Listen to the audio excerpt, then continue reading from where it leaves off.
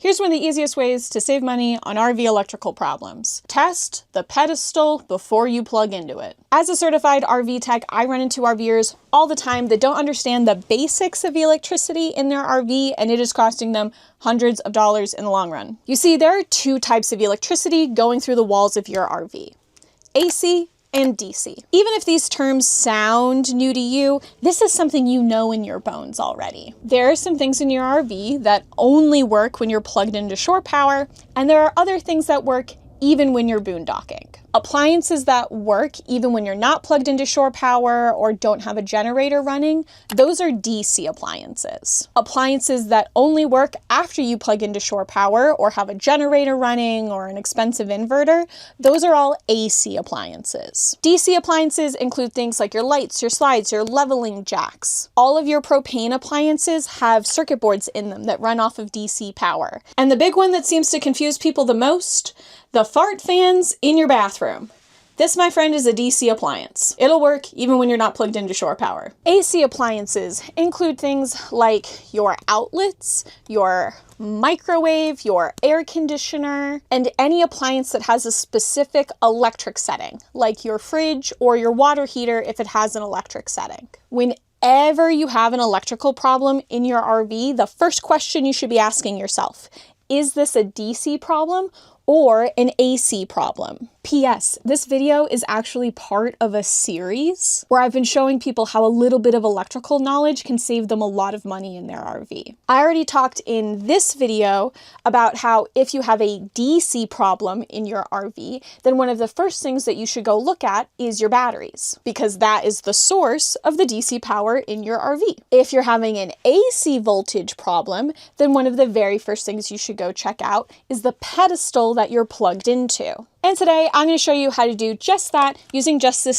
$7 multimeter from Harbor Freight. But before we can do that, there's one more quick concept that you need to understand. You probably remember, if you think back to your high school physics class, that electricity likes to go in a circle. Electricity is going to have a source, and then it's going to go on one big circular journey until it eventually comes back to the place that it started. So for instance, in your RV, the AC electricity might have its source be the pedestal, and then it might go on a journey through your breaker, through a control box, and then to the fan in your air conditioner. But it's all got to have a path to eventually make it back to the pedestal.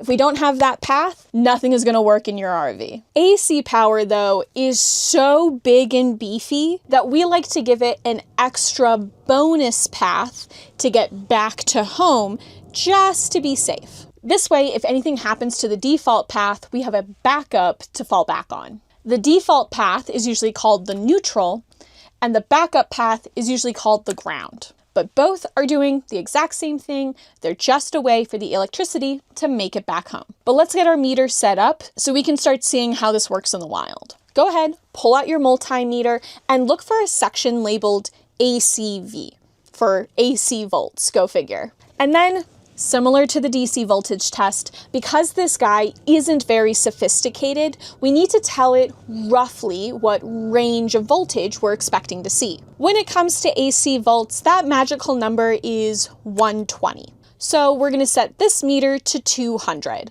because it's the closest number it has to 120. And boom, just like that, you have a meter all set up, ready to test for AC voltage problems in your RV. Let's start by testing that pedestal you're about to plug into. If you're looking at a 30 amp pedestal, then put your probes here and here. And you should see something in the realm of 120 volts. If you see something closer to 240 volts here, do not, under any circumstance, plug your RV into that outlet. That is actually a plug for a dryer and not for an RV. They look very similar, but do very different things. And if you plug your RV into that, you can start melting all of the wires in your RV. Very scary. Don't do that. This is a very easy, like $1,000 plus mistake to make, and I have seen multiple people make this mistake. I've most often seen it done when people are plugging their RV into a friend's house for the first time, and they just see an outlet and go, oh yeah, I can plug into there. Or when people have an electrician come out to wire up an outlet for them so they can plug their RV into their house, and there is a miscommunication between them and their electrician about what they wanted that outlet to do. I have seen both mistakes get made, and it was sad both times. This is the neutral or default path that electricity should be taking through this outlet.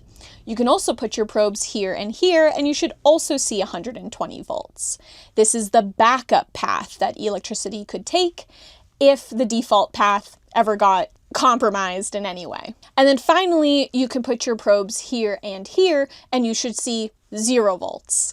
This is because you're measuring between the default path and the backup path. Basically, no electricity should be going through here. They're just the paths home. If you want an easy cheat sheet for these tests, you can head on over to rvrepairwoman.com/5000, where I have a cheat sheet for all of these.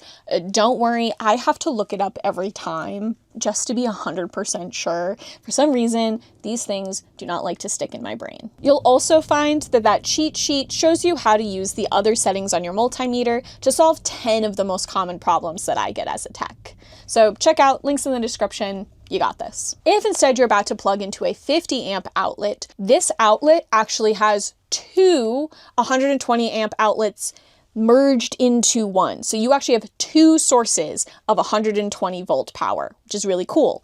In the industry, we call these 2 sources of 120 power your 2 hot legs. So put your probes here, and you should see something in the realm of 120 volts. This is your first hot leg. Then put your probes here, and you should still see 120 volts. This is your second hot leg. If you see 120 volts on one leg but not the other, this means that only half of the things in your RV are going to work, and you'll probably be sad.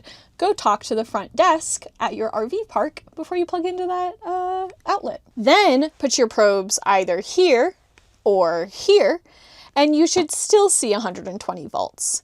This is the backup path that we talked about. Then, just for kicks and giggles, go ahead and put your probes here, and this is the one time in pretty much all of RVing that you're hoping to see 240 volts. If you see 120 volts here, do not plug in to that outlet. I know it sounds weird, and I'm going to tell you the explanation is a little bit in the weeds. So if you are brand new to all of this and you're already like, I understand you, Emily, but like, I'm a little nervous about this, skip to this point in the video, okay? I don't want to confuse you. But if you're having a great time and you're like, Emily, oh, I wish these were my other glasses. Pretend that these are my nerdier glasses. Boop. I'm ready to get nerdy with you. I want to learn some cool stuff. Stick with me. If you've ever heard somebody talk about AC electricity, you've probably seen them draw a wave. When I was first learning about electricity, I thought this meant that like the electrons were moving in a wave down the wire, and that is not actually the case. The electrons are actually wiggling in place, and that wave is just representing the frequency that they're wiggling. The 2 hot legs in your RV actually share a ground. So they get their own wires when it comes to powering things, but they're going to share those paths to get back to home. This is so we can cut down on the amount of wires in your RV. This is because copper can actually get pretty expensive and heavy pretty quick. So anytime that we can cut down a little bit, it helps a lot. But in order to do this, we need to make sure that we're not sending too much power down those return wires. If we did, that's how we start melting wires. So this is really cool. When electricians wire up 50 amp pedestals for RVs, they actually wire them in such a way that the electrons in the 2 hot legs are shimmying in opposite directions. So like this, not like this. This is so when they meet up on that neutral path, their shimmies actually cancel each other out. And then they can just live their merry way going down the neutral. I know it sounds silly, but that's how it works. And it's actually pretty cool. And that's how these 2 hot legs can share a neutral path. Okay, with that fun fact out of the way, let's say that an AC appliance in your RV isn't working. Like your air conditioner, your microwave, your refrigerator, or your hair dryer plugged into an outlet. You've checked the pedestal, it's giving you good 120 volt power, but this dang thing still won't turn on. Then the next thing that I want you to check is something called a GFCI, and it is hiding in your bathroom. GFCIs are just fancy outlets that have breakers built into them. Their whole job is to stop sending power out through this outlet if the draw on them gets too high. That draw could either be from the appliance all of a sudden pulling too much power, or something getting into the outlet and shorting it out. In a residential house, you would find these guys anywhere where water might be present around the outlet, because water can easily get in there and short it out. So you'll likely find these things in like your kitchen, your bathroom, outside. If water would get into that outlet, it'd be the equivalent of jamming a fork in there, a thing we're told as kids not to do. So the GFCI is meant to shut the outlet down the second any water gets in there. While in a house, you would often find multiple of these things scattered around your house.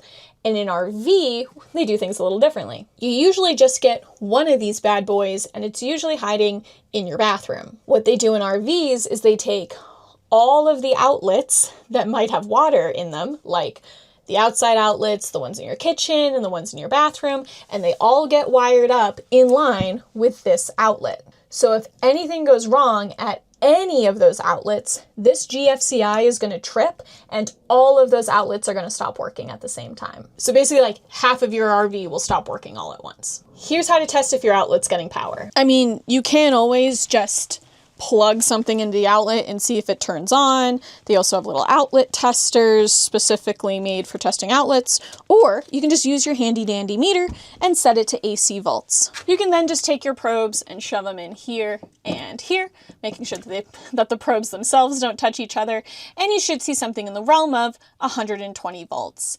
This is your default path. You can then take your probes and put them here and here, making sure they don't touch each other, and you should still see something in the realm of 120 volts. This is the backup path.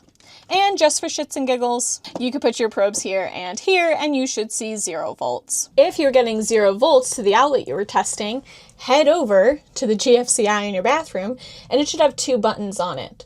One should say reset. Go ahead and push that reset button, mine's red, and then go see if your outlet starts working. Huzzah! Also, if you ever want to test if your GFCI is working, go to an outlet that you know you're getting good 120 at and hit the button that says test, and then that outlet should stop getting power. Then go ahead and hit reset, and the outlet should get power again. And because all of these outlets are wired together, it doesn't take very much to trip this GFCI.